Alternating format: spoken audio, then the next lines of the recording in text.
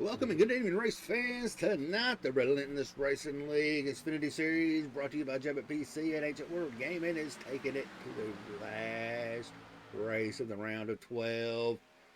8 drivers looking to be heading on to the round of 8. It's going to be far and few in between. We've got 12 on it, and the points are pretty tight.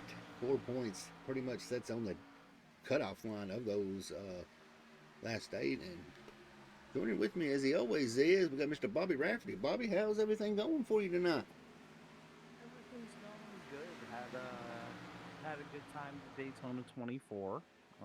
Didn't get the result we wanted, but always good to run a race with my exiled and ancient world gaming teammates, and still trying to recover a little bit. It was a long 24 hours, but ready to see some good Xfinity racing here.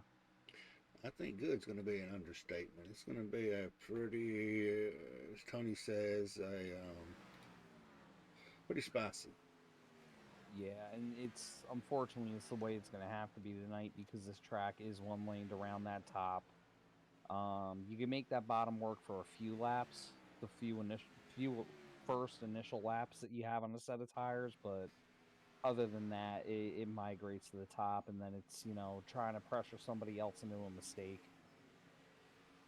Well, I'm fixing to yank one up here, and I talked to him before, and he's actually one of your drivers. We're gonna pull him up here and kind of get a little bit of feeling. He's had an up and down season, but he's hanging in there, and he's one of the ones that's right there on that cutoff line. That's gonna be Cody Riggs. Cody, you got a copy?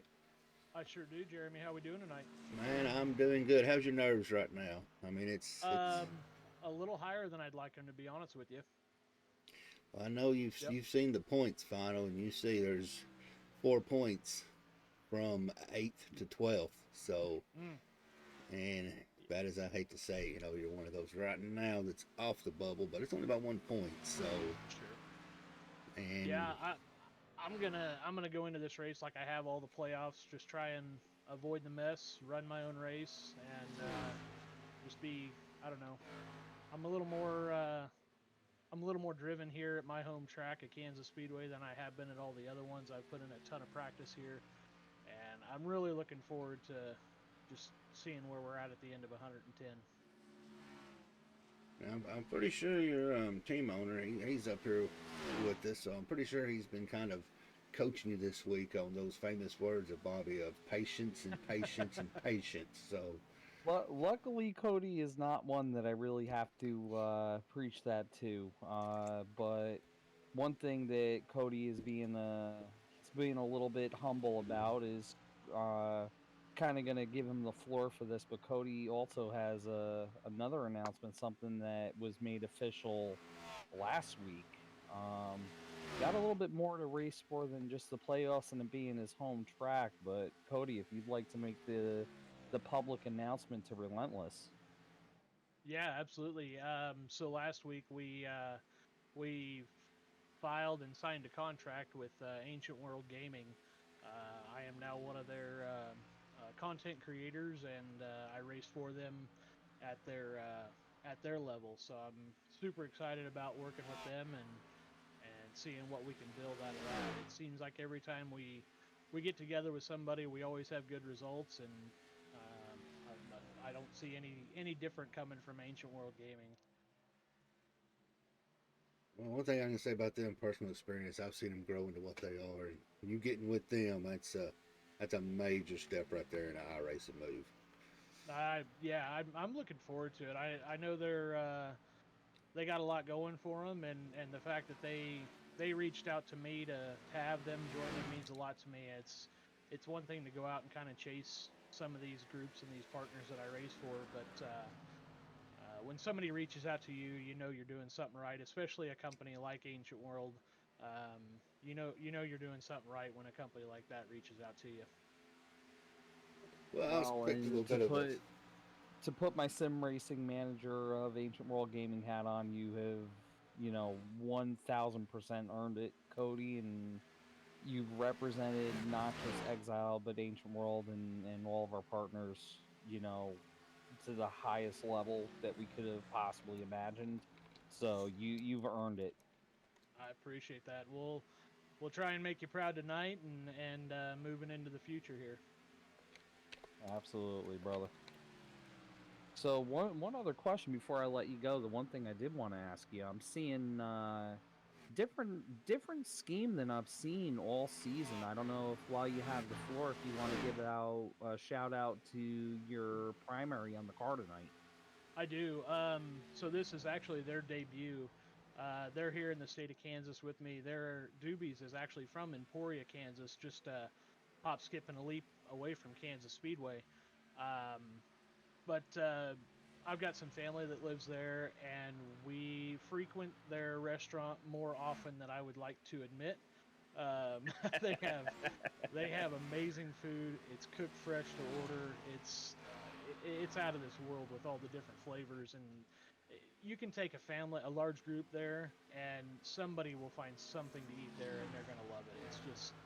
It's been great atmosphere, and their food is out of this world. I'm super proud to have them on the car, and I'm even more proud to debut them here at Kansas Speedway. That's awesome. Man, without further ado, we ain't gonna pick your mind much anymore. We're gonna let you get down there with the rest of those Exile guys and kind of let you get you a plan together and see how you're gonna play this out for tonight. Survive.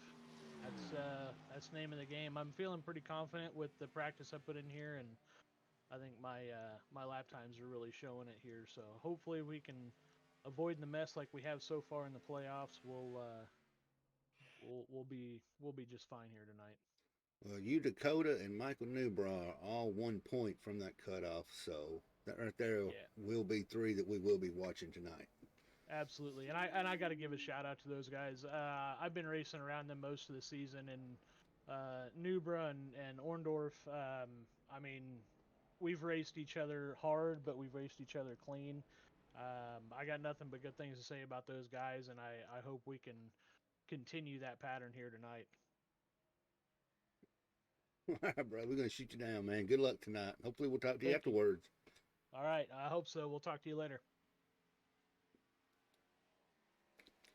Well, Mr. Tony snuck on in here. Tony, how's your outlook for it tonight?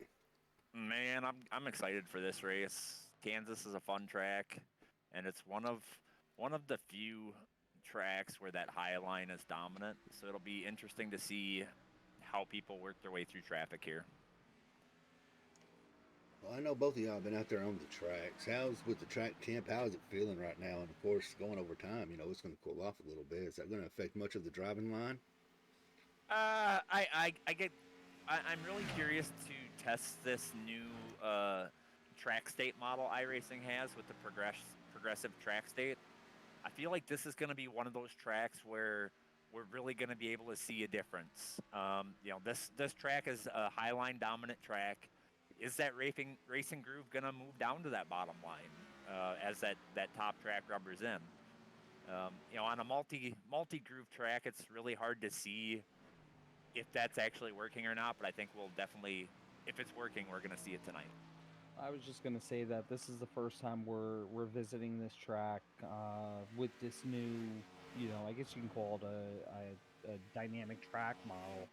So historically, it's been right up against the fence, one lane. But as we've seen over the past few races, as one lane rubbers up, sometimes that's not the place that you want to be. If you can get to a little bit of a fresher track that's a little bit cooler, it can be worth quite a bit of time. So it may really become, as they call it, dynamic tonight, where we're going to have multiple grooves of racing all night long, and it not just be this line is the preferred line. It's going to be more of, this is where I feel the most comfortable and I can get the most lap time out of the car.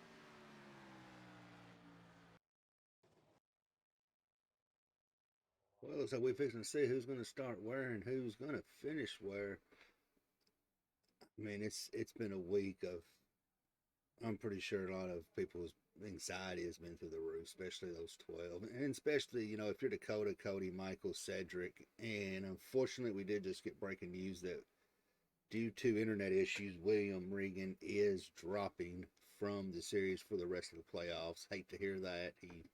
He fought for it, and it's always bad when something that's out of your hand ends your playoff runs. Yeah, we've been seeing him the last few weeks with a major blinking issue, and I give him props, right? He doesn't want to take anybody else out of contention because of his blinking, so he's made the decision to go ahead and not race the remainder of the season. It's a tough decision for him, but like I said, I give him props for that. Doing the right thing, doing the honorable thing, and taking his blinking issue out of the equation for the rest of these drivers. Now, was you saying the cuss word and blinking yourself there, or did it just the way it fell? We're gonna have some blinking words tonight. But we know the field is the ones to watch. And of course, you got that Hendrick, Schaefer, and Banks and Morris battle constantly. But man, you got Rogers. He's played it quiet. He's sitting in P3. Unless something drastic happens, I'm gonna say your top three in points are looking pretty decent. Yeah, I would say top three, maybe top four.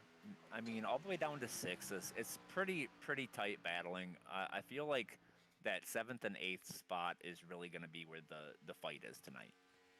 Yeah, Joseph Maines, and he's fighting to stay there, but he's tied right there with Dakota Orndoff. So this will come down to a 1 point, making it to 8. Do you take a chance to get that stage point and drop all the way back, or how's it going to play out for you? Well, and I think that's the thing tonight. Some of these guys that are close to that cutoff line, they really need to make those decisions. When is it worth it to get that extra point versus giving up track position later? I think we're going to see multiple strategies here. I can tell you the one person who is not worried at all about this race is Davey Hendricks. No, he ain't Davey's one bit. playing with house money, baby. House money. And that's the best feeling in the world when you know you're locked in and you can go out there and just throw it up against the wall and see what sticks. Yep, Whoa. Davey got that win at Watkins Glen last week, so he's. I mean, for me, if I'm him, I'm just going out in there and trying to win this race.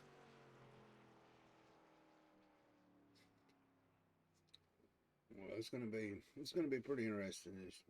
Joseph Maines, he's had a fairly decent season, and looking right now, I'm not seeing him on the. There he is. He hadn't qualified yet. That's why, but it's like Matt said out there. It's gonna get spicy. I mean, I think on a scale of 1 to 10, how spicy are we getting? I mean, it's Kansas. I don't think it can really get that extremely spicy, like say at a short track or something like that. But it's a mile and a half track. It's really in the past, it's always been a one group dominant track. It's all about who's going to be willing to take the risks and when they're going to take those risks. See, and I have to agree with Matt saying it's going to be a 13, with it being the last race and being as hard as it is to pass here. I think that, me personally, I think we're going to see the first half of the race be very calm, cool, collected. But when we get down to the time where, you're going to the pay window, I think we're going to see guys take some chances. I really do, because they're going to be in a position where their hand is worse. They don't have a choice but to take those chances. Yeah, I would say the one thing that the reason that I think it's going to be less spicy is because of where that stage is at, right? I think we may Yeah. actually see more spiciness in the beginning because they're only late racing to lap 30. After that stage break, it's an 80 lap run to the end. So there you don't really have to put yourself in those positions. You can change that track position, you know, pit stops, pitting early versus pitting late, a timely caution, at the right time. So I I, I do believe that it's going to be spicy, but I don't know. I guess we'll see here shortly. As they're grading it up, we're gonna give a quick shout out to a couple of our sponsors, National Anthem. We're gonna come back to 110 110 laps. Had to look at that dyslexic there for a minute of spicy racing, y'all. So we'll be right back.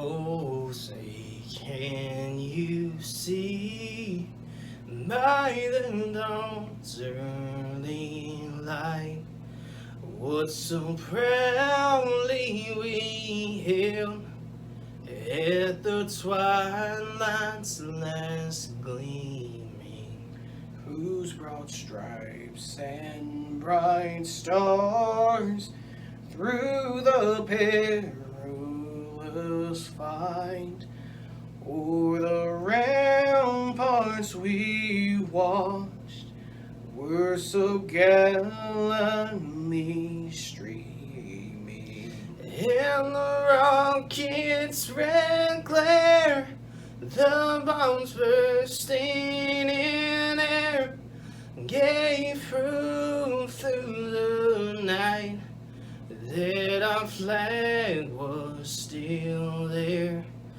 Oh, say does that star-spangled banner yet wave o'er the land of the free and the home of the brave.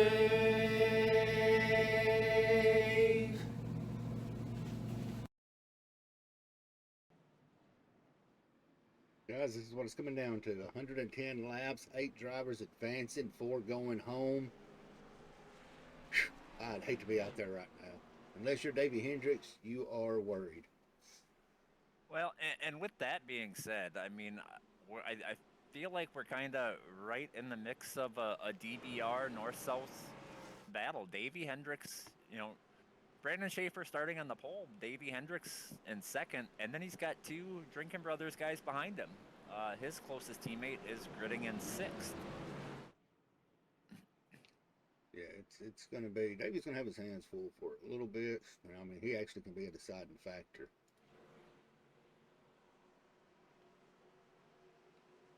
Pace cars off here. You see him coming up to the restart zone.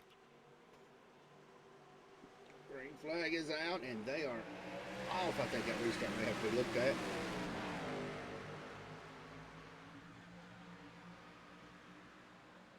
But yeah, DBR on the inside, and right there is the battle, north-south DBR.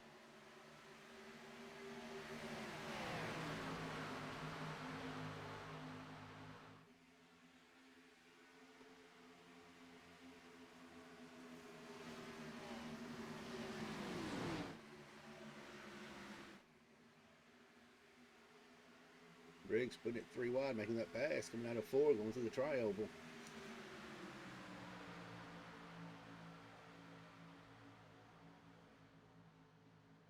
I was really surprised to see Cody actually not qualified tonight.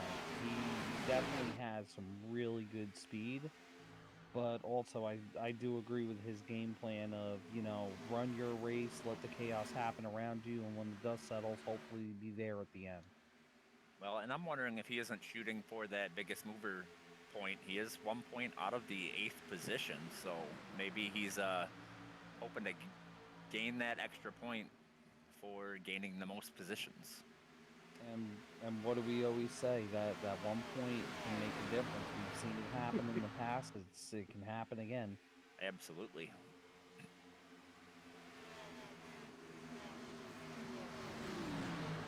Yeah, you've got Cody right there behind his teammate Drew, so that may. Oh, Joey Maines goes around. Collects Jason Hastings. that is not what Maine's wanted. But, oh, I hate to say it. Let's go back and see what happened there.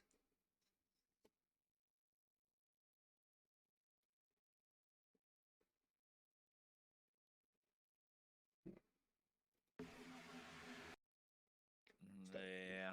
Looks like, Like the four just came down, and that's that. That's going to pretty much end Joseph Maine's night. and you know, Yeah. it's also going to be a rough lick right there because he was one of the ones that was on the bubble. And also looks like you collected Ed Morris Sr. as well. Just literally nowhere for him to go at that point.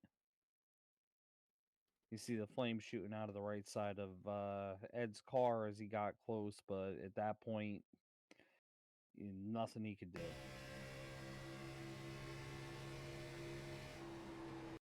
Oh yeah, he may have got net coated because it didn't look like he got much damage off of that. If he did, looking at his car, it looks actually really somewhat clean. Pretty good, so you just T-boned somebody. Yeah, at an extremely high rate of speed as well.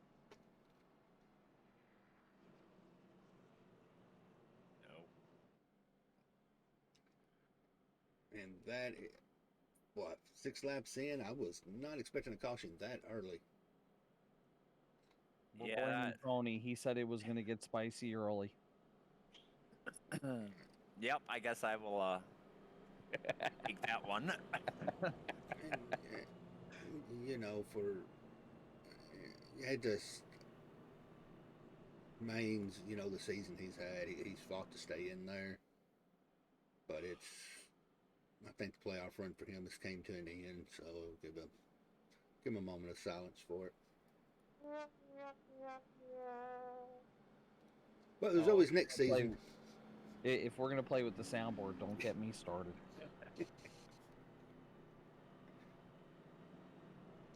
But 6 laps in, and we already have 1, 2, and possibly, you know, I'm take a look at Ed Morris. Morris Senior's car looks good. It don't look like he just T-boned somebody. So net code for the good, I guess. And I think he got very lucky with that. I'm pretty sure he's he's changing his drawers right now. Oh, no doubt about it. That was definitely a pucker moment. There ain't no doubt about that.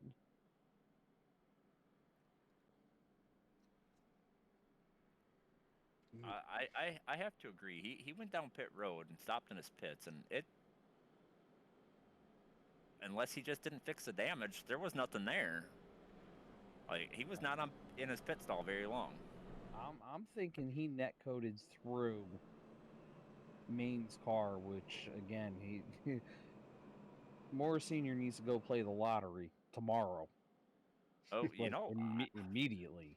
I will tell you that I just looked at this from a different perspective, and I'll tell you what I see. I actually see Maine's coming up as well. I'm watching from a far chase on Ed Morris's car, and I'm not gonna put all that on the Ford there. I think that was Meeting one in the car middle. came up and one car came down. Now, granted, the 4 came down more. Don't get me wrong, but that wouldn't have happened also if the 95 would have stayed on the bottom. But then I'm looking at Ed Morris's car, and his hood is gone, and then it's back. And I see virtually no damage on that car. So he got very fortunate, it looks like. It's his mulligan for the night. He used it up early. Hopefully he doesn't have to use another one. Well, with Joseph out of the race, that's going to move up Dakota and Riggs and Newbraw. So that was a unfortunate event, but I'm pretty sure them 3 guys are silently to themselves saying, "Thank God we got one less car to race."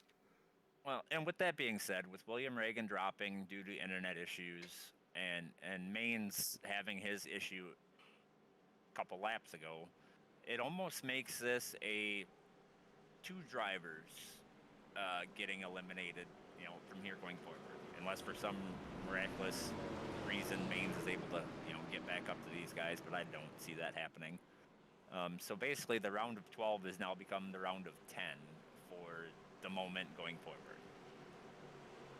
And one of those ones that we hadn't talked much about, and he's sitting back in ninth spot. And that's going to be Cedric. And Cedric seems like he's fast almost everywhere he goes. Just doesn't get the results some of the time. So it'll be interesting to see who gets, in this round of 8 and the 2 remaining drivers that, get eliminated. As we see Greg Rogers taking it 3 wide. Between the Canadians. And I'm still gonna sit here and say it. Greg's day is coming sooner rather than later on getting that win. He has shown such improvement from last season to this season. It has been absolutely incredible. And he's been in contention multiple times. He hasn't had the luck. And I feel like him and the 27 are just swapping positions.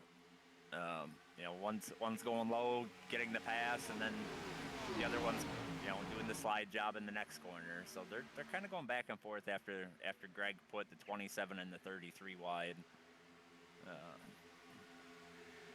think he may have it now, though. I think he's got that pass completed. Yeah, now he's in his line, and he, doesn't have to try and turn the car more than normal, so he won't lose the drive off the corner as he makes a move underneath Brandon Park. Say, actually got one heck of a drive. Is gonna try to go for the 2-piece here on Brandon Park and Ed Morris Jr. Yeah, I don't think he's going to clear Ed, but we'll see if he can get the momentum up and maintain there and maybe make the pass in the next corner.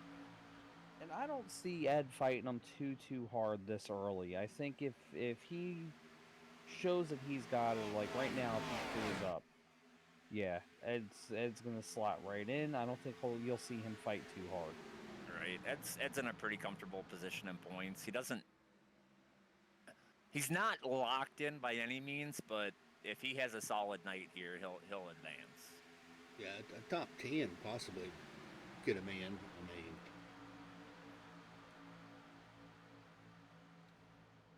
But nothing's as good as that win to lock yourself in. Yeah, but I don't think you want to push the issue either. If you're in comfortably on points or in a good spot anyways, it's more about just finishing the race. Maybe, grab a few stage points along the way.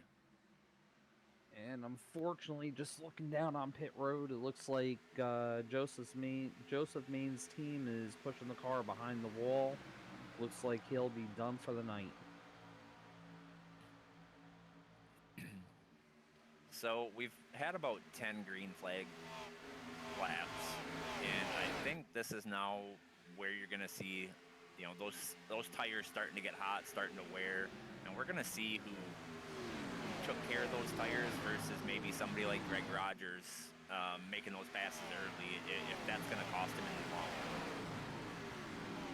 run. And the caution's out. Ball's out again. Believe it was involving Brandon Hughes.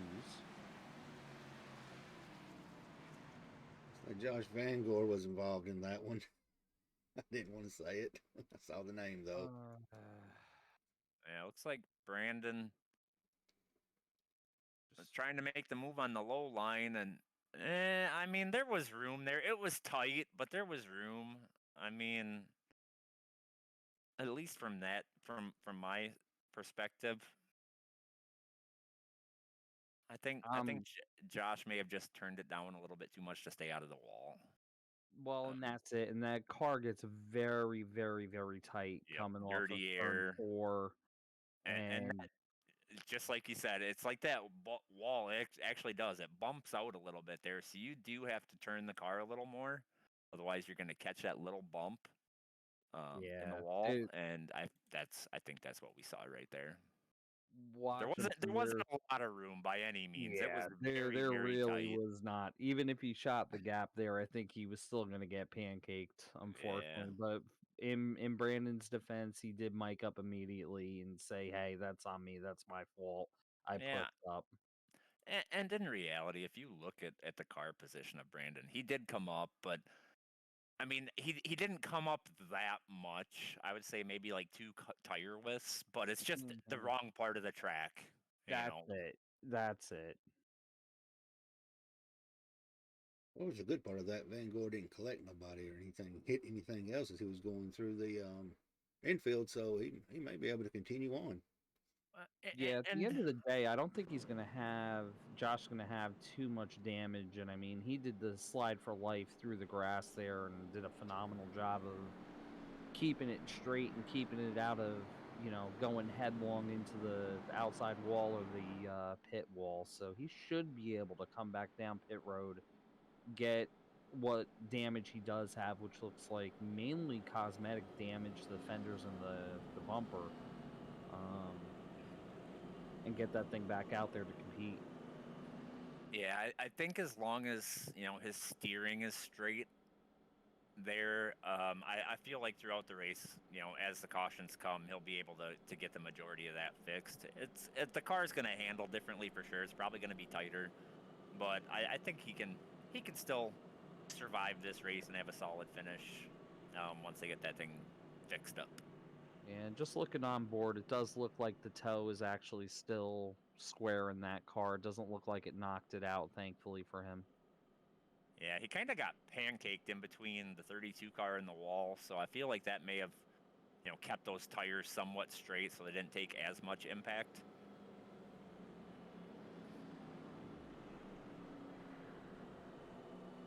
But I mean, we're less than 20 laps in and we have 2 cautions already. It's your fault. It's all your fault.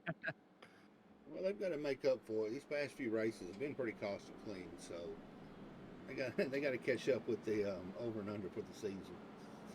Well, and I will say that this track, because it is that high line dominant track, and the car gets super tight on exit. So if you try to go low and make a pass, especially off of 4, the car just wants to push out to the wall. And if you don't recognize that beforehand and you try to make that pass, that's kind of what you're going to see. You're going to see that car get tight, push up, and if there's a car outside you, you more than likely are going to make contact. Riggs still hanging in there back there in 14th, and so far so good. Well, when Cody sets his mind to a plan, excuse me, when Cody sets his mind to a plan, he really sticks to it. I don't think we'll see Cody really making a move for stage points. I think we get down to about 20-30 to go. He's going to leave it all out there. He's going to give it everything it's got, but he wants to just make sure he's got the opportunity to have a good car to be there to be able to do that.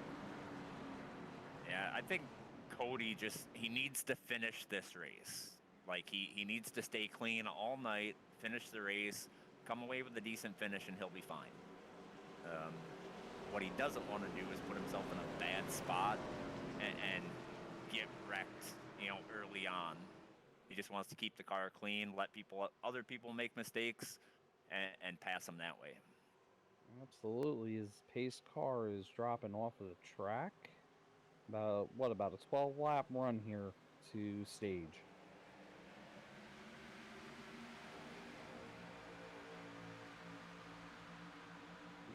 Orndorff, he's up 7 spots right there to 8th,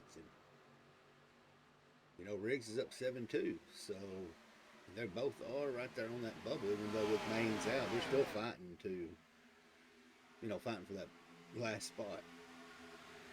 Well, and with that, Riggs has more potential spots to gain versus Dakota because Riggs started further back. So, and the closer you get to the front, the harder it's going to be to pass because the faster guys are going to be at the front.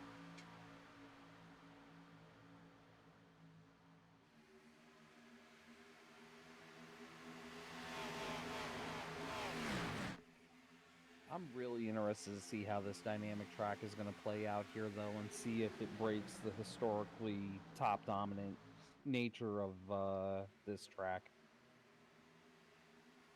It seems like a lot of guys have been making the moves down at the bottom, but we've got the fresh tires. I'll be interested also to see if they can do that later on in the run. Absolutely. I was talking with a couple of drivers earlier where there's like a cut down line there where you enter the corner high and then cut it low. You can get a good drive off. I think that's your passing lane per se, because the high line is so dominant, at least right now, where that may be where you have to make your moves, but I'm curious to see how that's going to affect the tires in the long run. Exactly, because this place, it's not as bad as old Atlanta was, but this place is definitely a cheese grater.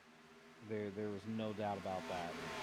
Yeah, it's just, I feel like it's easier to manage than, say, old Atlanta because it is a smoother track, but, you know, it's more on the driver.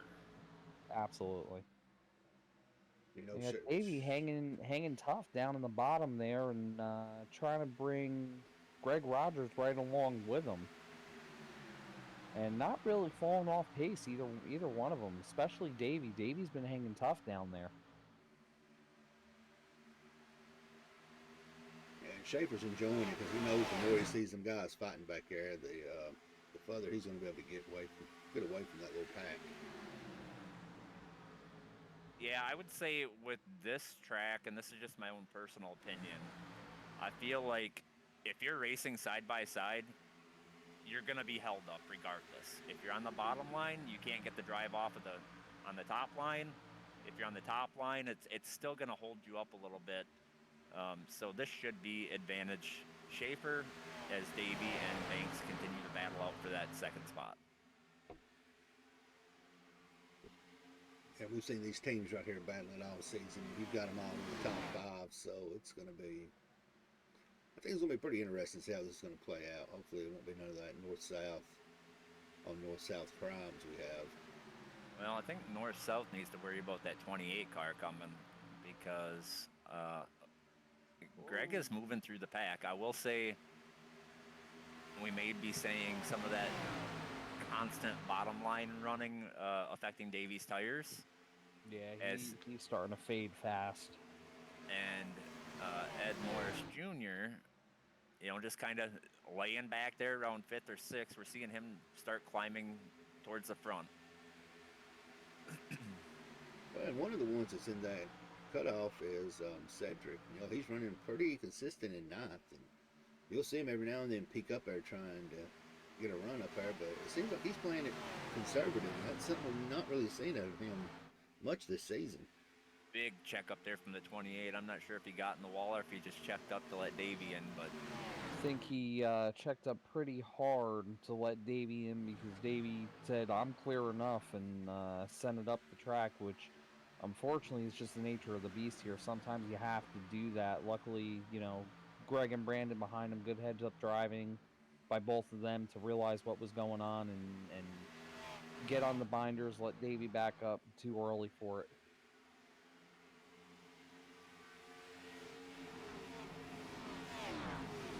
oh, I saw Davey's car snap. That's what happened, and Greg saw it as well and checked up.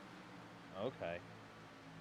Yeah, his car started doing like a little fishtail motion there. Greg saw it, checked up a little bit, and you know, so he didn't run Davey over. So definitely good heads up driving. Starting to do that slide or die, as T-Mez would say. Well, and I will say that I noticed that this car does get kind of loose here. It's tight on exit of the corner, but the car can get loose, which is kind of uncharacteristic of this car. Obviously, as soon as you come out on fresh tires, it's going to be a little loose, but the car tends to run fairly tight. But I do believe that we are going to see some cars snap loose. We saw it there with Davey. I had it happen quite a bit in practice as I was pushing the car different limits to kind of get a good idea what these guys were going to be expecting, and the car will snap loose.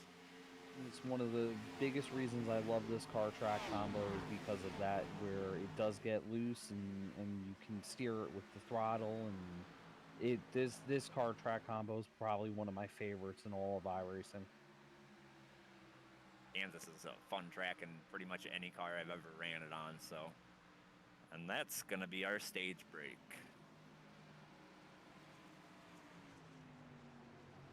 Dakota, last one to get a playoff, or yeah, to get a stage point. So there's one for the good.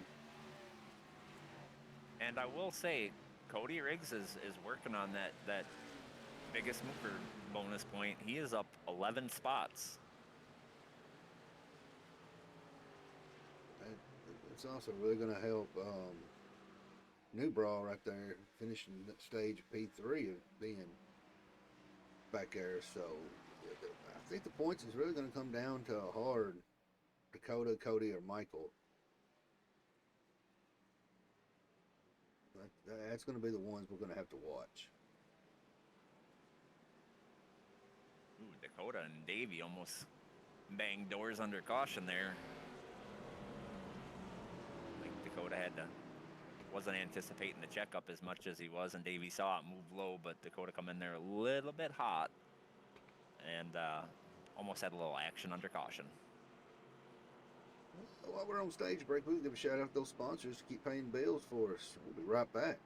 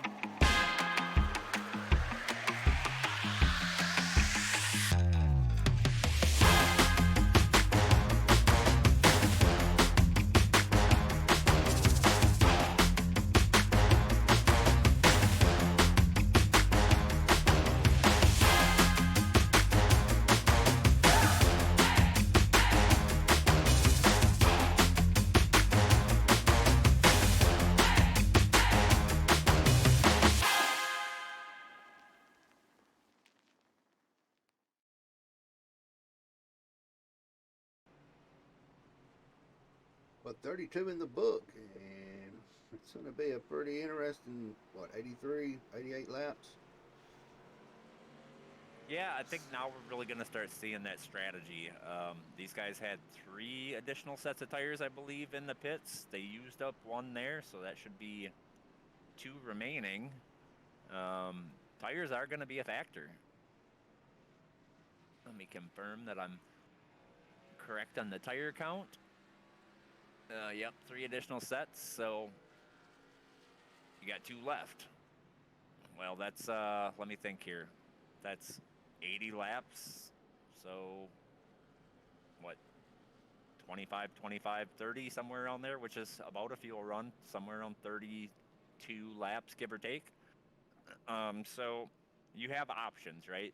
If you feel you burned up a set of tires and you want a short pit to take the advantage, you can. If you feel you've been really conservative on your tires and stay out on that full fuel run, make up that time later in the race. Short pitting, if you do pit early and that caution comes out, you're going to be paying that price. So it'll be interesting to see how this one plays out. Just heard somebody's motor give. My guess is that was probably one of the cars in pit road that is pretty much out of the race. Maybe the 4 car of Jason Hastings, 27 laps down, may have blown that motor up sitting there on pit road.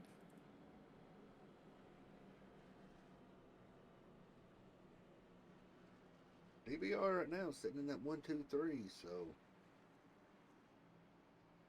Rogers being the oddball, he's looking to kind of break all that up. Well, we saw Rogers making moves and making aggressive moves early, so I'd be curious if he continues to do that throughout the race, or if he's comfortable where he's at now, where he's just going to kind of be conservative, not put himself in a bad spot to take him out of this.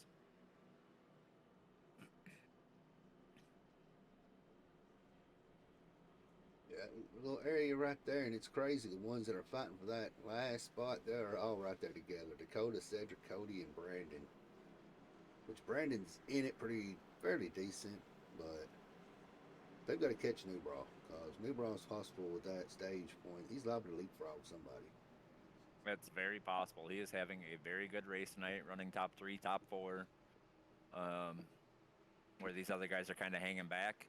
But he's got to finish the race, in front of those guys as well. He did get a stage point or a few stage points there, but if you don't finish the race, you lose a lot of points in finishing positions potentially.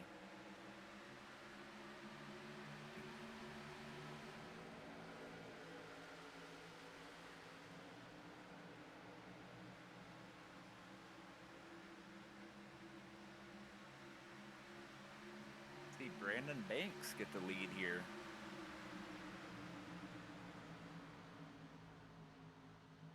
Yeah, him sitting in that 6th spot. It's interesting seeing how that's going to play out, because they want Newbraw to get up there and him lead a point. So, and that's kind of what I was wondering right there, is maybe that was Schaefer letting Banks go to get that bonus point, and then they're going to let Newbraw get up in front and get a bonus point. But I think we may have a couple cars in here that may try to prevent that from happening. We saw Greg Rogers really working that low line. Davey Hendricks sitting there behind him. Cody Riggs making moves on the bottom.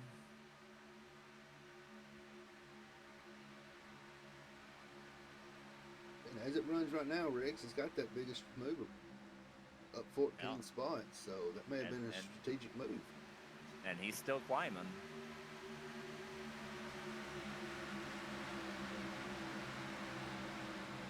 Gets his way around the 42 car for 7th.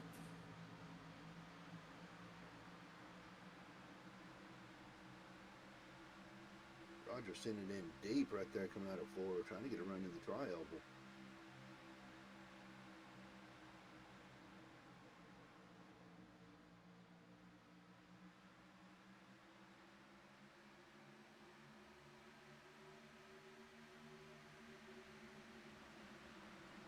I've noticed a few times Schaefer's had to check up off Newbraw. He's got a little too close to him, so.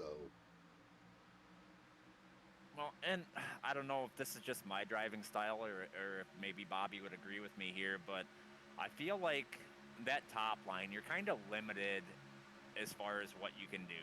Like, you can back that corner up, but you really can't carry, more speed off the corner. However, that bottom line, it gives you more options to potentially make a pass. You can really back that up and go wide open through the bottom line. You can drive it in deep, check up, and drive it off. But the top line, I feel like it's more limited to driver option at that point. The only option I really see that you would have would be to do that cut line that we were talking about earlier. But in previous experiences from last season and also ARCA here, that cut down line, just like the bottom line, only worked for so long before it chewed that right front tire off or up, because you're putting so much lateral force into the tread of that tire, it eats it. Oh, Cody Riggs, that was not a good move, man. No, that was close. That was real close, but if that shows you, if that answers the question, does Cody want it? Oh. He wants it. As Ed gives him a little bit of a, hey, I didn't like that very much. Yeah, that was a don't chop my nose off again. Yep, and I can't say I blame him. It falls back to that golden rule: do as others do it to you. I'm not gonna comment on that. I'm just here so I don't get fined. Well, it's already in the mail, so change your address. Oh, I know. But hey, there's somebody else. I can't remember who, but somebody else is on the fine as well. But kind of like we were saying there, yes, that cut down line is an option. But like you said, I think it's only going to be early in the run. You might be able to do something with it middle of the run, but I think it's going to more depend on how much room the guy on the outside gives you, because you're going to need everything that right front tire has to be able to drive off the corner and not put it in the wall. No, absolutely. I mean, if you don't have that right front to cut the center, even up top, and especially up top, if you don't have any right front left to cut the center and drive off, you're dead in the water here. You are absolutely dead in the water. Well, and not only that, if you don't make it work, it kills your whole run down the backstretch, the straightaways, right? So Yep. if you miss it and don't get that run off, it is going to affect you a whole lot more than maybe being a little conservative and making sure that you get that run off the corner. Absolutely. It for anybody that has not raced here but has raced at Auto Club, that would be about the closest comparison that I could have on how you have to run the top here. Yep, I would agree. Actually, I have two tracks: Auto Club, and I would say Homestead also probably. Yep, another high line dominant track.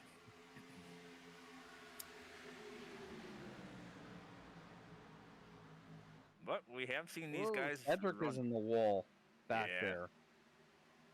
Speaking of the wall, so anybody who's familiar with the ARCA cars in iRacing, the car just kind of gets stuck to the wall and doesn't want to come off. I felt the same way with this car in the wall on the corners. In practice, I was in the wall quite a bit, and it was really difficult to get that car out of the wall. Yeah, I can speak from experience from the ARCA series here 2 seasons ago. Yeah, once you get 32 stuck in the wall. once you get stuck in that fence, it goes, "This is your home now." Yeah. I would say the only benefit is turn 4 with that little bump out. If you're stuck in that wall and you hit that bump out, it will push you off the wall, but you're damaging the car. Cody Riggs in the wall a little bit there. Ed Morris gets around. But back to the leaders. We've seen these guys reel in the 54 car. I don't know if that's by design. Maybe letting them catch up to let that 6 lead a lap, get that bonus point. But we do see that run, or that gap that Brandon Banks had is now gone, and Michael Newbraw is within a car length. I can only speak from my team strategies, but we would never do something like that by accident on purpose, I promise. Right. But I mean, it's a good strategy, right? You got a teammate who's kind of down in the points, needs every point he can get. Maybe you do let him go lead a lap. Yeah, and I mean, if you can get him locked in to the next round, the more allies you have going in to each round, the better. I mean, Right. we're going to eventually cut this down to 4, so, in a perfect world in DBR's eyes, we get 3 out of those 4 spots, we're sitting really, really pretty. Saw Cody Riggs make it all the way up to 6th. He has since fallen to 8th, so that little bit of wall contact he got, I don't think really hurt the car, but I think maybe being that aggressive on the tires has. Yeah, I think he was pushing a little bit too hard there early. But again, he's in a situation right now, not 100% win it or wear it, but he's got to get every point he can get. And with Michael Newbraw being up in second place right now, being flanked by 2 teammates, it's kind of forcing his hand. Matt in Twitch chat says Ed Morris Jr. is having some hardware issues. Is acting funny. Hopefully it doesn't take him out of this race. You're gonna give me PTSD to old Atlanta. Please don't do that. And last week.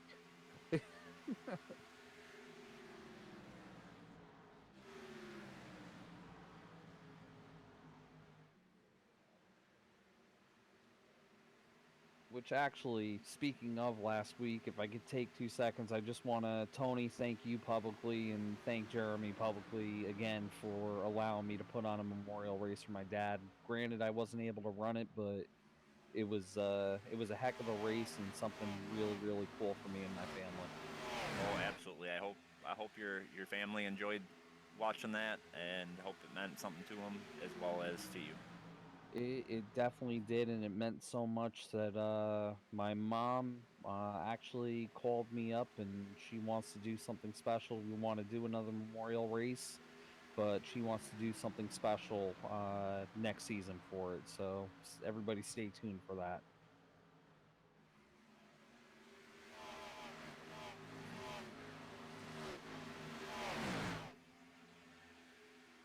Getting spread out here. About the only battle on the track right now is Sylvain and Josh Vangor running about. It's actually showing Josh. Whoa. Yeah, Hello. 30. Josh is a lap down, fighting for that lucky dog spot. Yes, no other he cars is. on the one lap down, so the next caution he should get that. We kind of saw the 30 get into the wall there and really had to check up in front of these guys. Yeah, I'm gonna just go out on a limb here and guess and say Josh said, to heck with it, and got as much damage that he could fixed, whether he went a lap down or not. We heard Ed Morris, saw Ed Morris give up the position to Brandon Park, told him to go ahead and take it. I believe that's due to those hardware issues he is having. He didn't want to put either of them in a bad spot, so he yielded and let the 14 go by.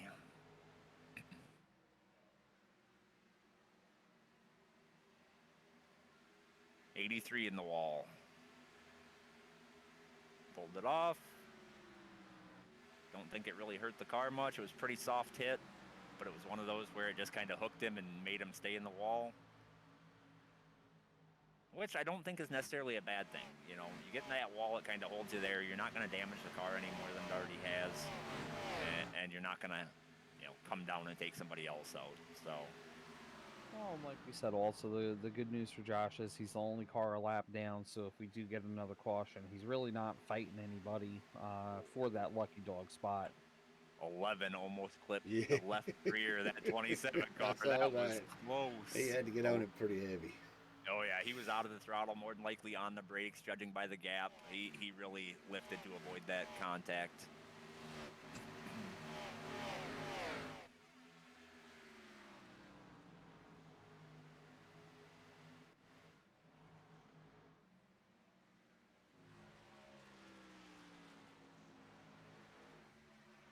It's kind of settled out throughout the 30 bounced field. off the wall off of turn 4. Hit that little bump out in the wall and kept it going. Cost him some time. Levin's back on his bumper. It's incredible to me that, obviously Darlington, you have that Darlington stripe. Why doesn't anybody ever talk about the Kansas stripe? I don't know.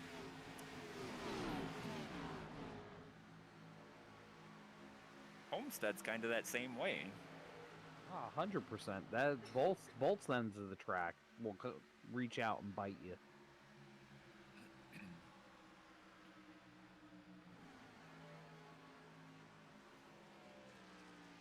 Yeah, I think Cody really chewed up those tires. He's lost a lot of ground.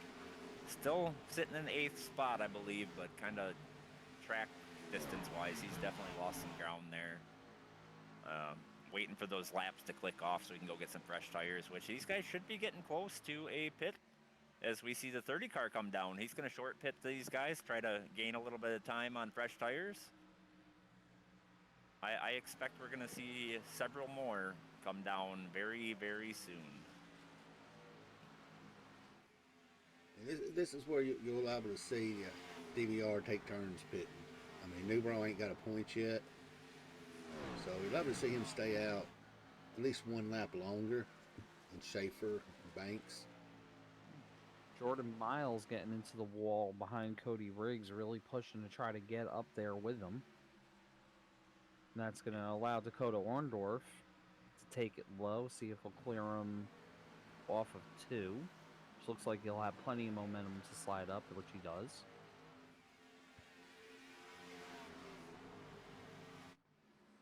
But I do think you're right though. From a teammate perspective, if I'm leading the race, my teammate behind me needs a bonus point. I'm gonna pit a lap early. I'm gonna talk to him in Discord, say, hey, I'm gonna pit. You stay out for one more lap, get that bonus point. Yeah, you're gonna give up a little bit of time on track, but I think that bonus point is worth it. And as you say that, Brandon Schaefer actually made the move to get by Michael. Which is still okay as long as they keep he stays Davey out behind them. Right. He stays out one lap longer than those two guys do, and nobody else gets in front of him. Yeah, and Davey's sitting in the position. He can completely ruin that plan too. I mean, he's locked in. He can ruin a parade right there. Absolutely.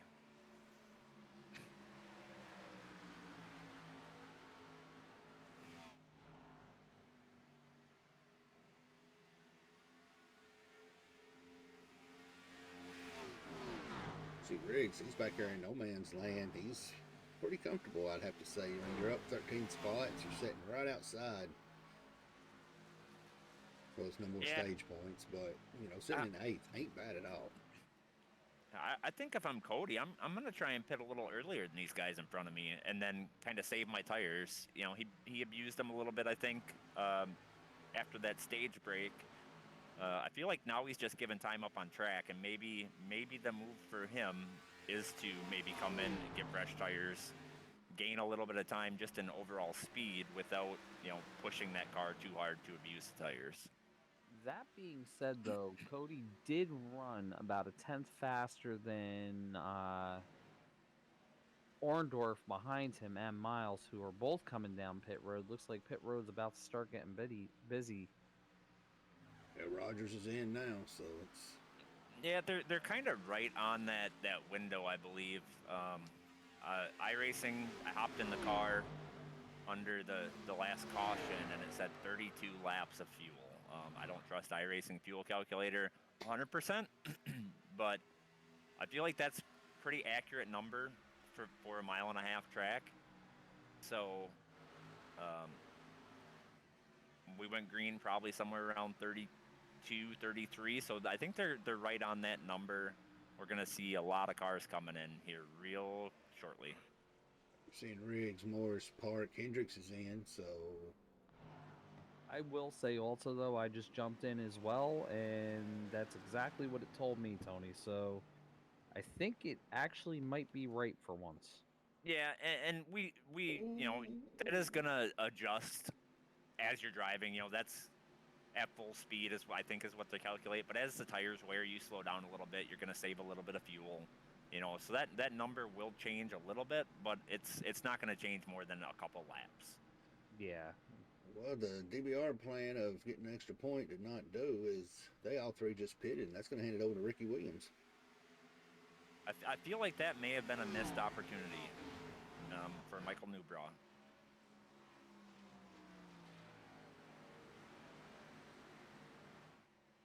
Yeah, he did seem to come in the pits a little bit hotter than Schaefer. He almost got into the back of Schaefer on it, but... I feel like, as a team, I feel like those guys could have came in a lap earlier, let him go out and lead that one lap, give him a little bit of extra, cushion. So I definitely feel like that was maybe a missed opportunity for them. As Schaefer disappeared on my screen. Oh, yeah. He's back. And the 30 car's in the wall. 27's coming down pit road. 11's coming down pit road. 83's coming down pit road. He is coming in hot. I don't know if he made the line. Ooh. It's kind of messy out there. 83 passed like 3 cars coming onto pit road. I am looking to see. I do not see a black flag as of yet, so he may have gotten it slowed down. That left foot got as heavy as that right foot did quick. Josh is just saying cowabunga at this point.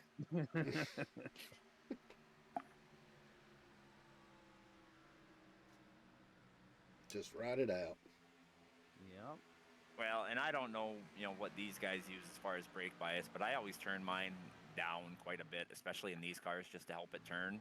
And if you don't account for that under pit road, coming into pits, that car will get really loose and you can't get on the brakes heavy. That may have been what happened. I don't know, but I know I first time I came down pit road with a very low brake bias, I was fishtailing that thing, sliding it all over the place. So Just a quick figuring off my end, they might can do this without another stop on fuel. no, they'll still need one more. No way that they're going to run 40 laps unless they get several cautions. They just tucked in 30, 36. With green at 32.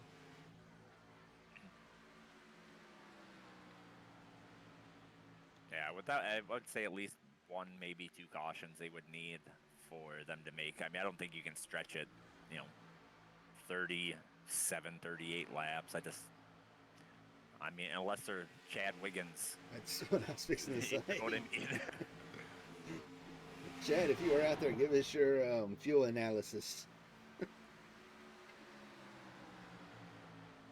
But I am kind of curious to see how all that shook out. Davey Hendricks short pitted and was able to gain a second.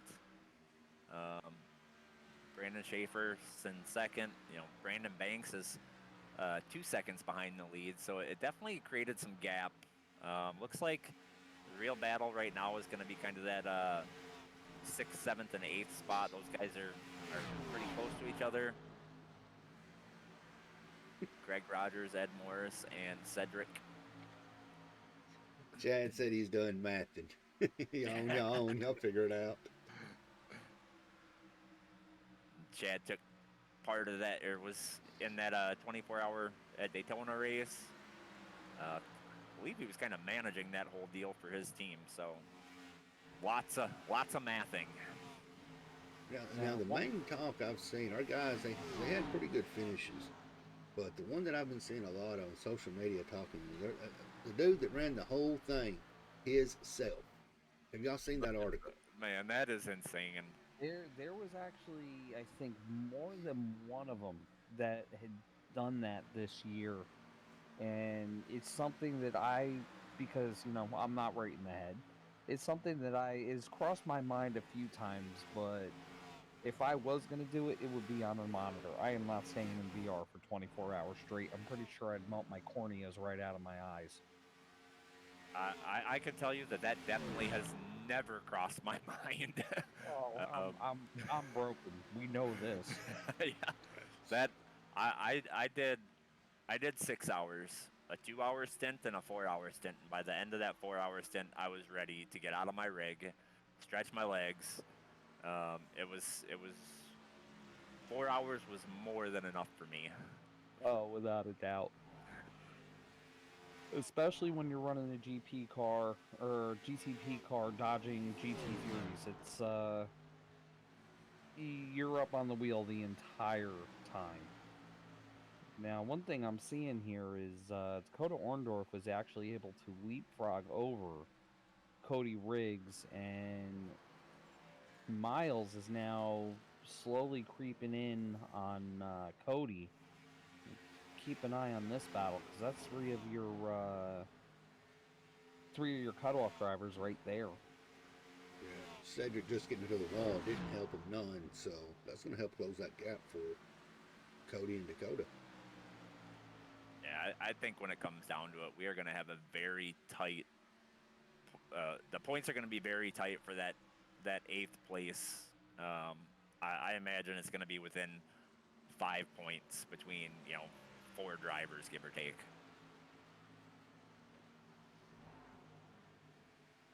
Now, I gotta ask, in the wall. I gotta ask the question: what is? Because I think it's a very likely thing that we'll see it happen. What is the tiebreaker for the people watching here if it did come down to a tie?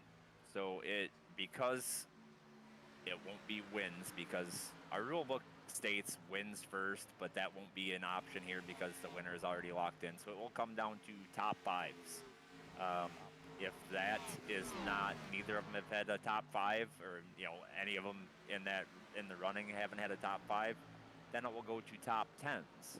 If there is still a tie, then I believe it will go to highest finishing position in the round.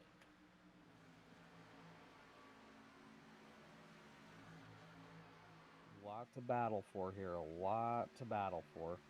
And we came in with such a tight points group for that, 6th, 7th, 8th, 9th, 10th spot, where it may come down to 1 point or even a tie.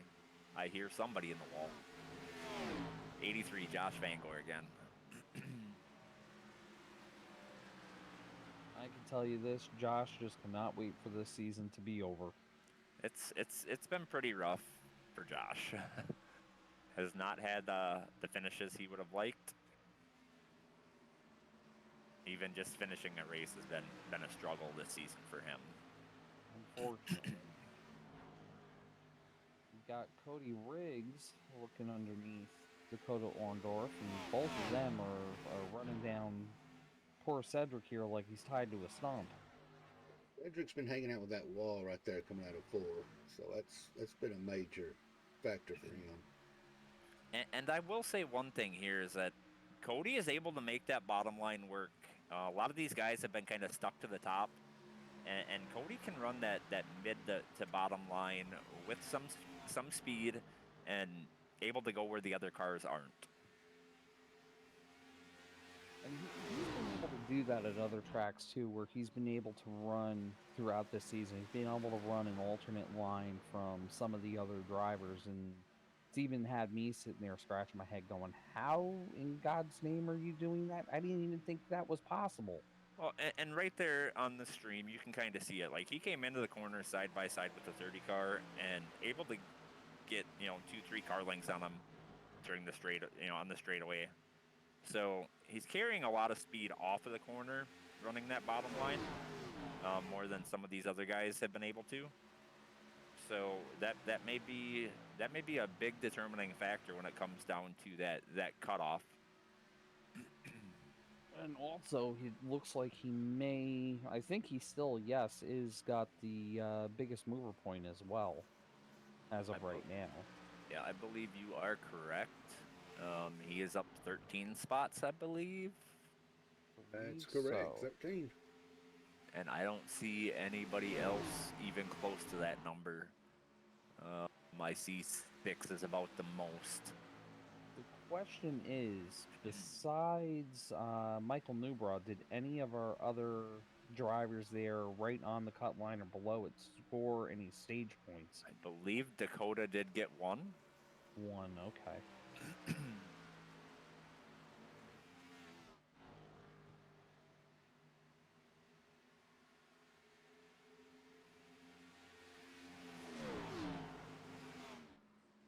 The responsibility I would hate be the one having to figure the points up. Because here in about, 24 laps, the Madman's going to be pretty busy. Yes. And if he's not, he is going to have a mutiny. Love you, Matt.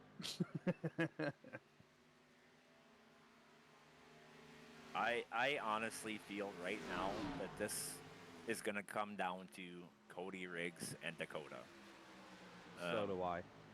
Michael Newbrow's kind of leapfrogged these guys. Maines has kind of fallen, so that's going to leave that 8th place.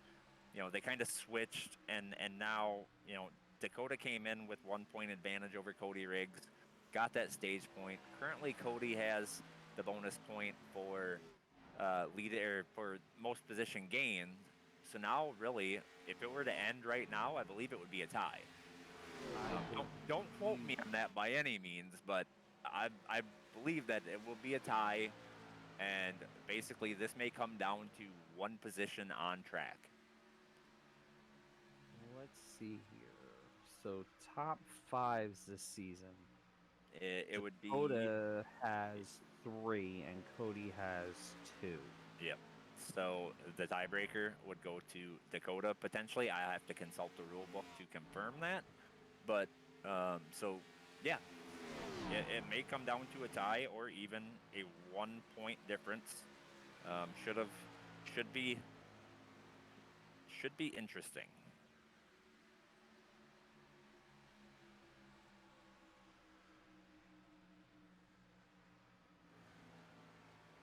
You know, the one thing that's good about getting knocked out of the playoffs, Tony? We don't have this stress going for the rest of the season, either one of us. Exactly. We just get to go out there and race and have fun.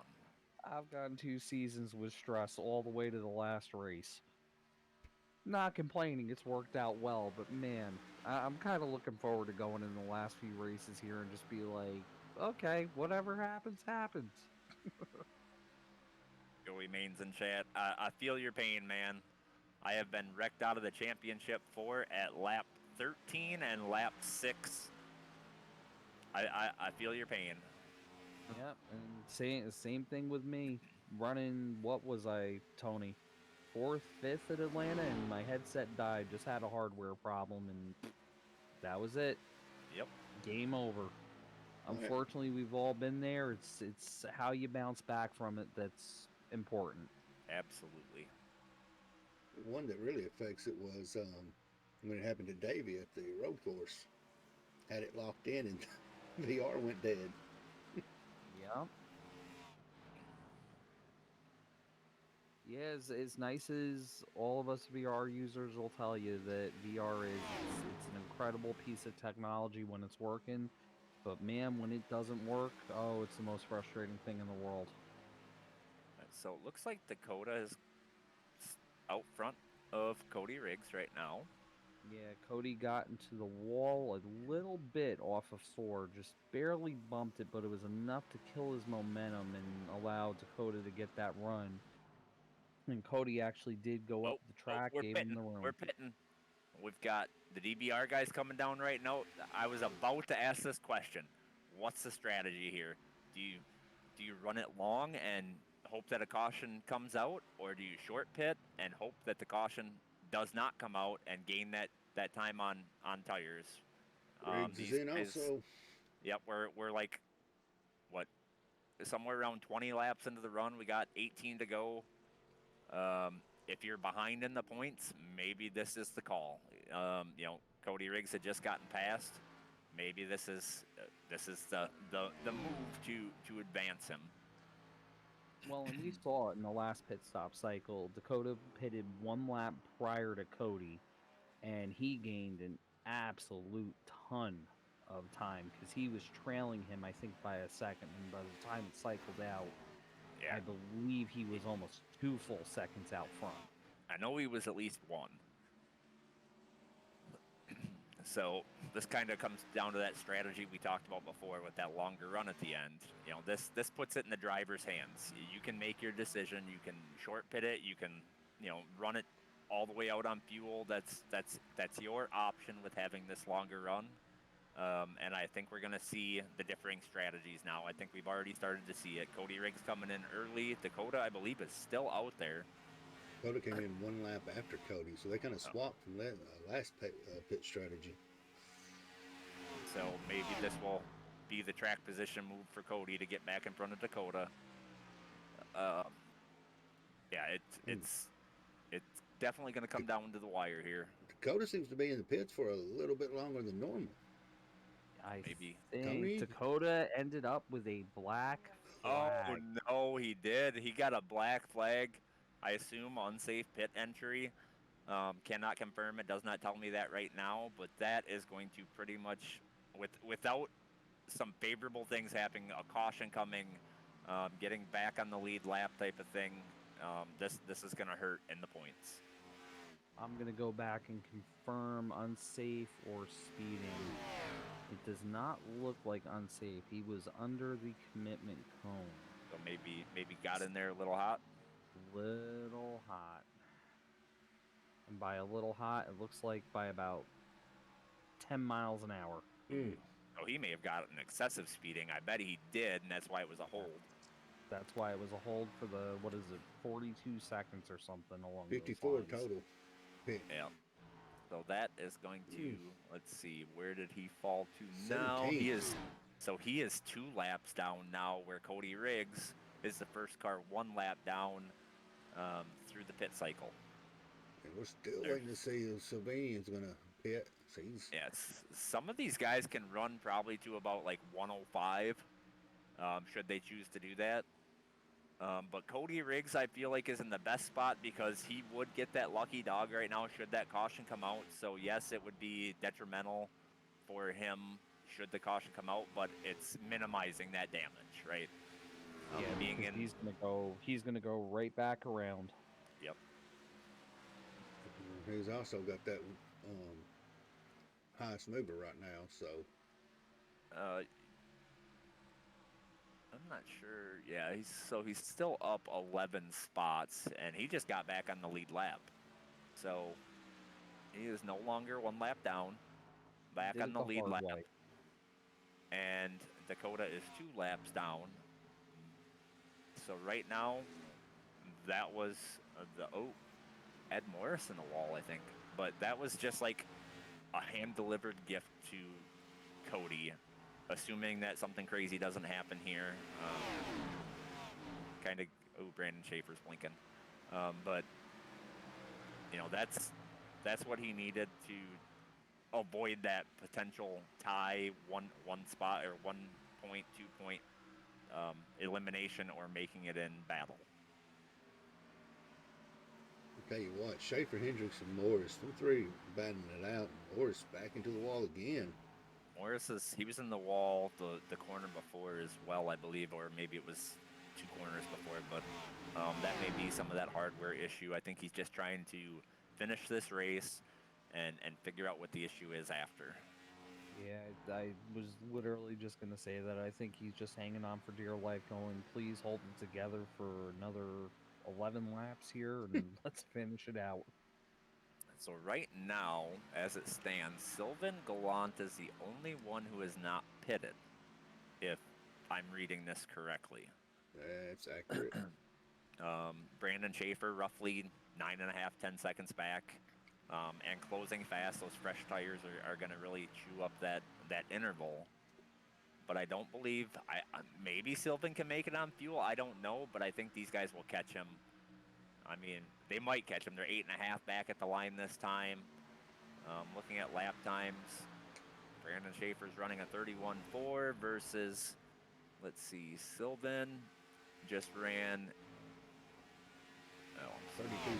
Oh, Sylvain's And pitting. Sylvan's coming down into the pits right now, going to relinquish that lead. Now, our battle for the lead here between Schaefer and Hendricks and Banks, and who else is up there? If my computer Dakota's a couple Dakota, laps down with couple this laps that down. group.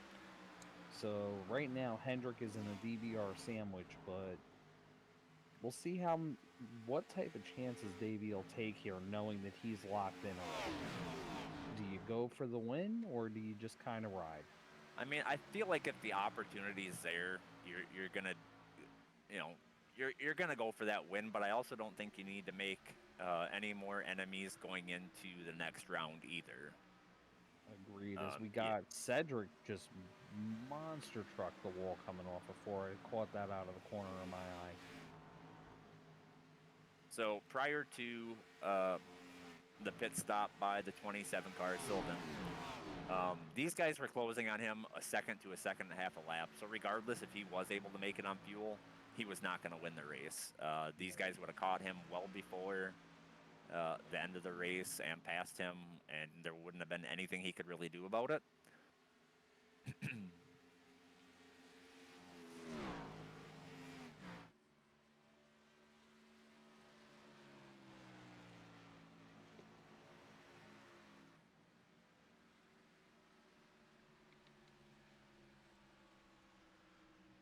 Feel like Dakota is racing for his life here to try to get around these guys, be 1 lap down should that caution come out. But I mean, we're 6 laps away, so I think that penalty may have just been the final nail in the coffin for Dakota. We will see how the points shake out, but the math in my head says that penalty just took him out of contention. Yeah, and that's going to be like a major tough break when you get wrecked during it. Yeah, but when you do it to yourself, that's even more insult to injury. Absolutely.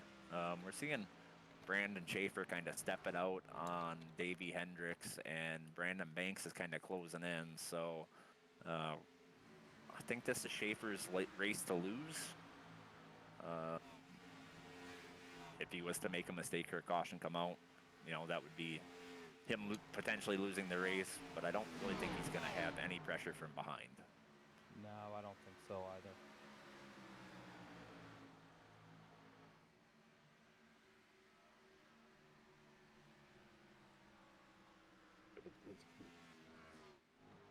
Riggs he's heavily breathing right now, a major sigh of relief.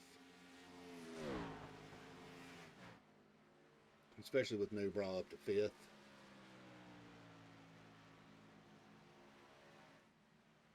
Well, and I also think for any of my dirt friends out there that may be watching the broadcast, they'll get the reference. But as James Essex would say, Cody is sitting there going, "PSG baby, please stay green."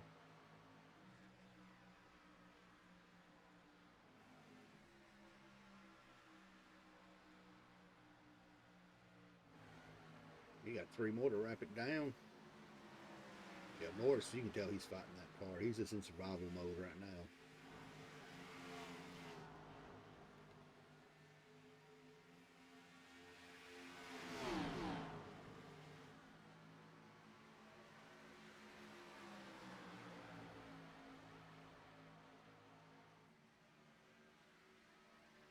Hendricks, if it finishes the way it does, Hendricks ruined the DBR sweep.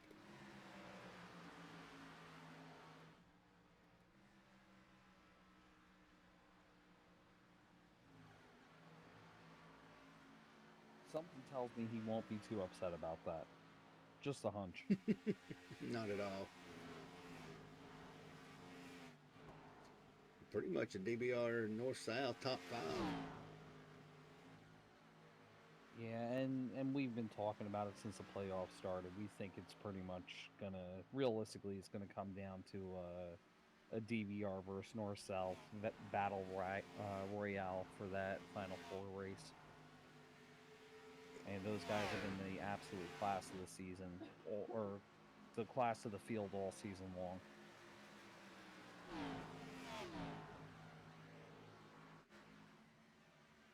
White flag is out.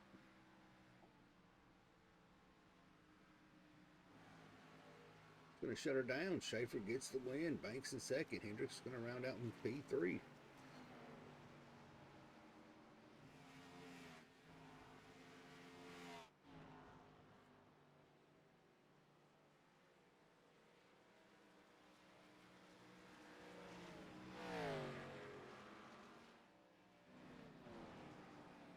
Tony, you better get on them. The points better start be filing in right now.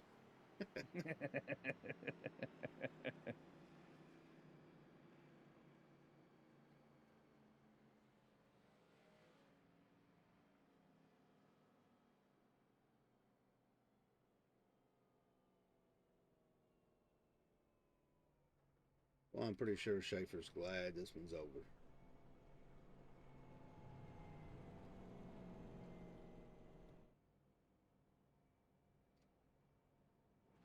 Well, Bobby, was 110. It kind of calmed down after first stage.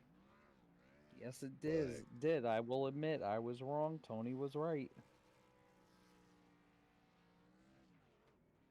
It definitely calmed down, especially with how spread out it got, which does tend to happen at this track. Also, I was hoping to see some more lines develop. I mean, we saw Cody definitely be able to roll that bottom better than anybody else all night, but it still was extremely top lane dominant here tonight.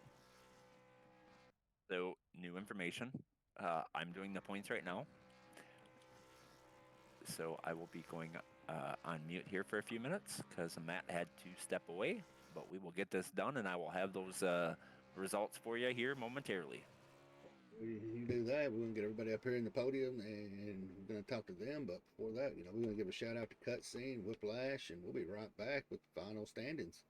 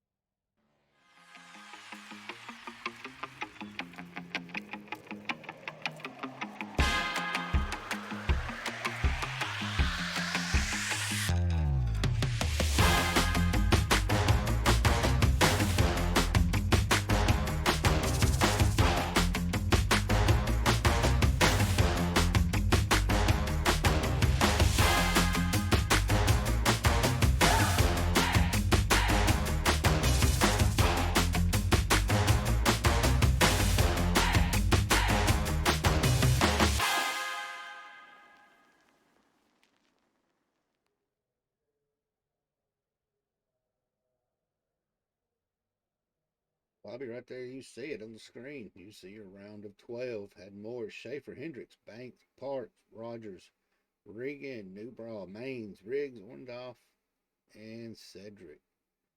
4 of them's going home. We know Maines is out. Dakota is out. So it's going to be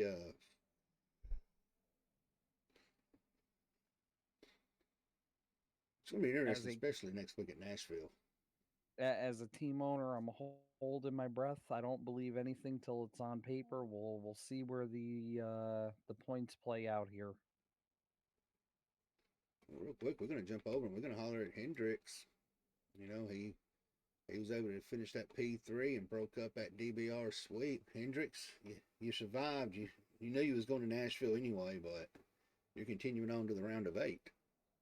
Yep, I feel like if I still wanted to, a pretty good run, try and keep up momentum going into Nashville to try and say a prayer when we get to a short track in the playoffs. Well, it's a shorter than short track, so it's. Are you ready for turn 2? Because that's going to be the major one that's going to cause the most issues, we believe. I'm not ready for anything that has to do with the short track. Don't like them. Don't enjoy them. Don't want to go to them. Feel it. Make it a pool for all I care. I gotta pray and survive. I mean, even if I could have a great race the whole time, but all it takes is one dump at the end to ruin the night. So it's gonna be a show regardless. All I'm gonna say is you'll be fine. The short track won't bite you. I promise.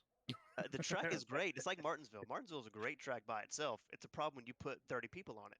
Then you can't run a lap without a caution. I know nothing. Especially for the record, I just want to chime in here for a second. For the record, Davey always says that, and then he goes out and wins it. That is a Thank you. straight up Thank lie. you. That is That I've is won not. That sounds like 2 Bobby short and tracks road and courses. has been lucky both times.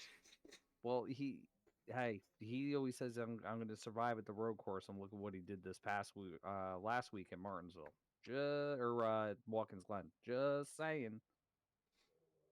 I mean, I don't know. It's the same. It's the same thing everywhere, right? Like super speedways, survival. The only ones I feel comfortable at are like mile and a halves. Everywhere Yeah. else, it's so easy for stuff to go wrong.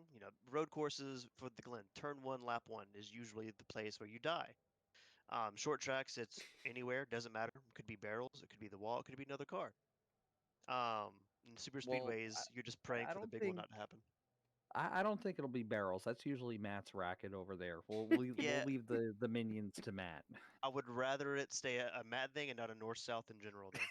Then. I feel like that was a jab at Matt. No, never. Well, now I got to do it. Emotional damage. I had to do it. Well, you're going on to the next round, Davey. So, and you're no stranger up here with us. So you know the routine, brother. Yep, got to thank all the sponsors that put this on.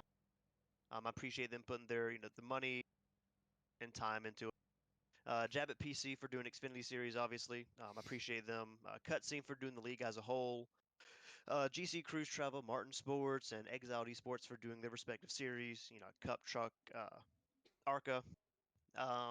All the admins that put this on, all the drivers that are showing up week in and week out, I appreciate them. I feel like we're still having decent sized fields for getting back down to the last couple of races. All the admins that put this on, you guys in the booth, everyone watching, all my teammates in North South, and I think that's it. All right, brother. Get your bags packed and go to the fairgrounds. So Can't wait. Yeah, I'm going. well, there's one of them that survived it. We knew he was already getting in, so he probably really didn't care where he finished. And Banks, he's had him up and down season all season, but he's still able to hang in there and stay towards the top of the points. But Banks, man, P2, nothing to be ashamed of. DBR almost had that sweep, but Davey likes to ruin the show, doesn't he? Yeah, it was good. He made the right call there on that first green flag stop to get the track position on us, and whenever he did that, it was just so hard to pass. So I was really surprised when we got to him. We could actually throw it down in the bottom of 3 and actually get around him because it was just so hard to pass down there. So, um, but yeah, like I said, still proud of Newbrow. He put in a lot of time trying to do well today. So congrats to him and congrats to Schaefer. He was fast. I think the biggest thing was I was telling him in the thing at the track position he got on me on that first green flag pit stop where he beat me out of the pits and got the track position. That was the win of the race right there. So um, once I got behind him, I couldn't. It just got so tight. I don't know if I could have made the pass, and if I could have stayed in front of him, I'm not 100% sure he could have made it either. So um, but yeah, it was a lot of fun. Like I said, I kind of like those. I wish the green flags were a little longer, maybe a little more gas in it, but it kind of would fit my style a little bit more. But hey, we'll take it. We need a good finish tonight, and I think that put us on to the next round. That finish it did move you on. Um, Yeah. the main battle is going to be about 7th through 10th. There's where the Yeah. main points is going to be at. But man, the fairgrounds, it's a short track, and Hendricks touched it. Having that many cars on the track, it's going to be wild. Yeah, it's gonna be tough. It's gonna be a lot of give and take. These guys are gonna have to be really patient. I mean, me too. I'm not very good there. So Schaefer's he's pretty good at these short tracks. I think he's gonna be tough to beat there. So we all might be racing for second place, to be honest with you. But yeah, like I said, we're just gonna go in there and try to and just try to hold on, try to get lucky, not get any damage, just try to stay up front. I believe is going to be the key there. Track position is going to be big, so I think if we can get up there and stay out of the trouble and just kind of get on to the next week, we'll be all right. Well, you're no stranger up here, and the DBR sweep got ruined once again by Hendricks. He is consistent on that, but He's good. He's good, man. But yeah. So thanks to you guys for putting it on and everything you guys do. Javit PC, Cutscene, Paul Setup Shop. Like I said, congrats to the DVR New Brawl. Like I said, super proud of him tonight. So congrats to Schaefer. Like I said, and just enjoy coming in here racing with these guys. It's a lot of fun racing with Davey and Ed and everything, Greg every week, and like I said, hopefully we can go on next week and we can actually have a good race and not really be a caution fest. So hopefully these people will get some practice in and maybe we can have a really good race. all right, man, congratulations on that P2, and we'll see you Middle Tennessee next week. Yes, sir. Thank you, guys. Well, we got the go ahead that the points are done, and if you're out there listening, get ready because you'll have to hear him right after we talk to Schaefer, who locked himself in. He pretty much was going to make it to the next round anyway, but that win going in is going to give him a little bit of cushion, maybe momentum going into Nashville. Schaefer, congratulations on that win. You're becoming a regular up here. Thank you, man. Yeah, I knew that one pit stop when I got in front of Banks on the. He beat me in, but I was able to get out in front of him. And then that second pit stop, man, when I was able to just stay out in front of Davey, that's what won the race because we run so little fuel in this league, man. With 65%, you just can't make the bottom work. So it's predominantly just. But yeah, all in all, it was a good night. And you know the routine up here. We ain't gonna.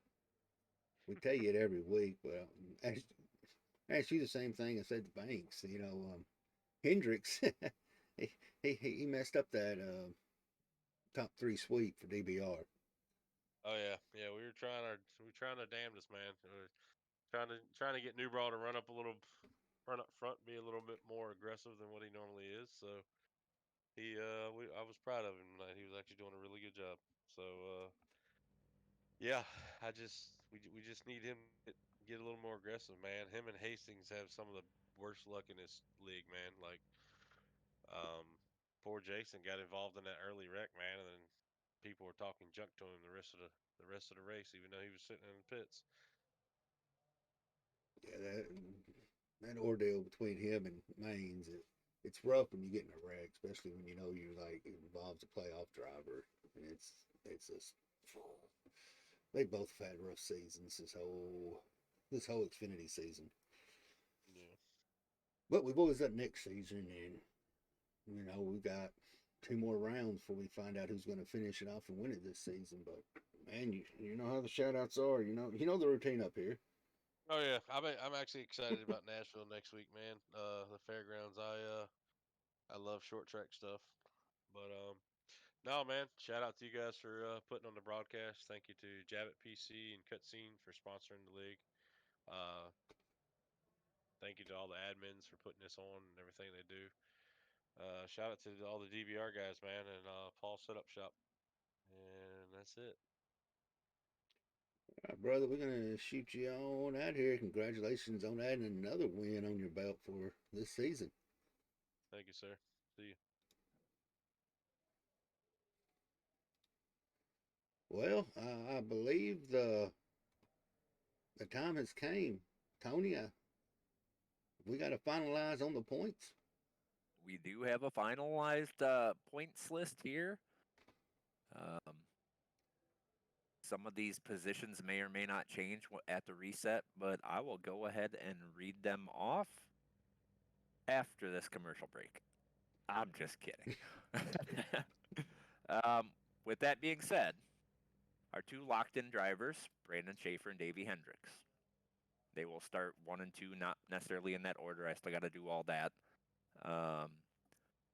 Brandon Banks, Ed Morris Jr., Greg Rogers, Brandon Park, Michael Newbraw, and Cody Riggs. I think I just heard Bobby a big old relief. I can Well, breathe now. I can breathe now. he made it by 8 points. That penalty Dakota got pretty much ended his Sealed it. chances. Yep. Yeah, and honestly, as happy as I am for our team and Cody, I'm gutted for Dakota because, as Cody even said when we brought him up here prior to the race, Dakota's been a pleasure to race against all season. You know, same thing with Jordan. You know, it's a shame that people end up getting eliminated from it because guys like that, you almost find yourself rooting for them. You know. Yeah, but I'm a glass half full kind of guy. I feel like this is going to be one of those things where this off season, that's something that Dakota may focus on is avoiding those penalties that take you out. Maybe be a little more conservative, whatever it be. But I feel like yes, he got eliminated, but this is something he can grow on. Absolutely. And make him a better driver. I mean, you're not going to get better without making mistakes. Let's just call a spade here. He made a mistake. We've all done it. Got that penalty, but this is a good. It's not a good thing for him, but in the long run, I think it could potentially be a good thing. Where this is going to be, he's felt that heartbreak. He does not want to feel it again. Yeah, it's definitely one of those. I made that mistake once. I am going to make sure it never happens again. Unless you're thick-headed like me, then you got to make that mistake, 3, 4, 5 times. Yeah, I mean, Matt's had mistakes with barrels and seems to continue. I digress. But that is your round of 8 drivers. They will continue this ongoing battle next week at Nashville Fairgrounds. Well, it's going to be a fun one. You put 30 cars on a short track's fun, but you put 30 on a short track With lots of bumps. Oh yeah, turn 2 is I believe where the action's going to be, but So for any of our viewers who are not familiar with Nashville Fairgrounds, it is a very straight backstretch, and turn 1 and 2 have a lot of bumps in it. And if you hit that wrong, it will actually carry you out to the outside wall, and you will hit it hard. So there's going to be a lot of people that are going to be very cautious there next week, and a lot of people that are going to be full send next week. So it should make for a very entertaining race. Tune in with us next week, and I guarantee you that it is going to be spicy. Yeah, I've already made a popcorn order. It is going to be beyond spicy. Well, all right, everybody out there that hung around through the points, we will see y'all next week up in Nashville at the fairgrounds as that round of 8 is going to begin, and then it's heading to Chicagoland after that. So they're going to have to bring all kinds of experience for the next round, especially those top 8. But on behalf of myself, Tony, Bobby, thank y'all for joining. We will see y'all next week. Until then, stay safe.